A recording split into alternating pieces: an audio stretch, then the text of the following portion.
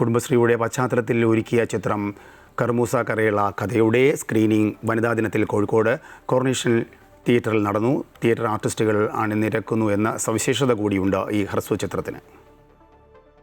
കുടുംബശ്രീയുടെയും സ്ത്രീകളുടെ ഒരുമയുടെയും കഥ പറയുന്ന ഹ്രസ്വചിത്രമാണ് കറുമൂസ് കരയുള്ള കഥ. ദേവാംഗന രാജീവ് സംവിധാനം ചെയ്ത ചിത്രത്തിൽ കോഴിക്കോട്ടെ വനിതാ നാടക പ്രവർത്തകരാണ് പ്രധാന വേഷത്തിലെത്തുന്നത്. സ്ത്രീകളുടെ കൂട്ടായ്മയുടെ കഥ പറയുന്ന ചിത്രം വനിതാ ദിനത്തിൽ കോഴിക്കോട്ടെ കോർണേഷൻ തിയേറ്ററിൽ പ്രദർശിപ്പിക്കാൻ കഴിഞ്ഞതിന്റെ സന്തോഷം സംവിധായിക പങ്കുവയ്ക്കുന്നു. വളരെയധികം സന്തോഷമുണ്ട്. കാരണം ഇതെൻ്റെ ആദ്യത്തെ സിനിമയാണ്. അപ്പോൾ ഇത് 9ഓളം സ്ത്രീകൾ അഭിനയിക്കുന്ന ഒരു സിനിമയാണ്. ചെറിയ വലിയ സിനിമയാണ്. അപ്പോൾ അത് വനിതാ ദിനത്തിൽ തന്നെ കോഴിക്കോട് തന്നെ വെച്ച് അത് നടത്താൻ പറ്റിയത് വളരെ സന്തോഷമുണ്ട്.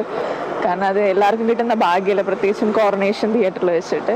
അപ്പോൾ അത് സ്ത്രീകളുടെ ഒരു ആഘോഷം തന്നെയാണ് ഈ സിനിമ. അപ്പോൾ കൂടുതൽ സ്ത്രീകൾ വന്ന് കാണണം. മികച്ച ചിത്രത്തിന്റെ ഭാഗമായതിൽ സന്തോഷമുണ്ടെന്നും വേറിട്ട അനുഭവമായിരുന്നുവെന്നും വനിതാ നാടക പ്രവർത്തകർ പറഞ്ഞു. എന്താ വെച്ചാൽ ഒരു സ്ത്രീകളുടെ ഒരു കൂട്ടായ്മ എന്ന് പറയുന്ന ഒരു സാധനം അതൊരു വലിയൊരു ഇമ്പോർട്ടൻ്റ് ആണ്. ഈ ദിവസം അല്ലാതെ മറ്റൊരു ദിവസം ഇത് കാണിക്കാൻ നല്ലത് ഏറ്റവും നല്ല ദിവസമാണിത്.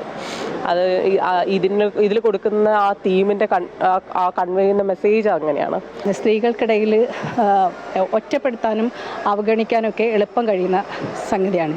പക്ഷേ നമ്മളെ ചേർത്ത് നിർത്തുക, ഒരുമിച്ച് നിൽക്കുക, ഒപ്പം ചേർക്കുക എന്നൊക്കെ പറയുന്നത് വലിയ രാഷ്ട്രീയമാണ്. ആ രാഷ്ട്രീയത്തെ ഏറ്റവും ലളിതമായിട്ട് ആളുകൾക്ക് കമ്മ്യൂണിക്കേറ്റ് ചെയ്യുന്ന വിധത്തിലാണ് ദേവാംഗന എടുത്തിട്ടുള്ളത്.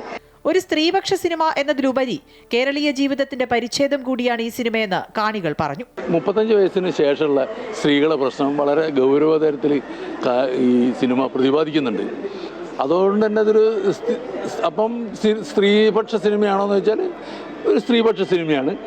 എന്നാൽ ഒരു കേരളീയ ജനജീവിതത്തിന്റെ പരിച്ഛേദം കൂടിയാണ്. JJ പ്രൊഡക്ഷൻസിന്റെ ബാനറിൽ ഒരുക്കിയ ചിത്രത്തിന്റെ തിരക്കഥയും സംവിധാനവും നിർവഹിച്ചത് ദേവാംഗന രാജീവാണ്. PM ഉണ്ണികൃഷ്ണനാണ് ഛായാഗ്രഹണം. ശരത്തൻ വടകരയാണ് ചിത്രത്തിന്റെ chief associate editor. Vimaljith വിജയാണ് സംഗീതമൊരുക്കിയിരിക്കുന്നത്. Nidheesh നടേരിയാണ് ഗാനരചന. അമൃത ന്യൂസ്, കോഴിക്കോട്.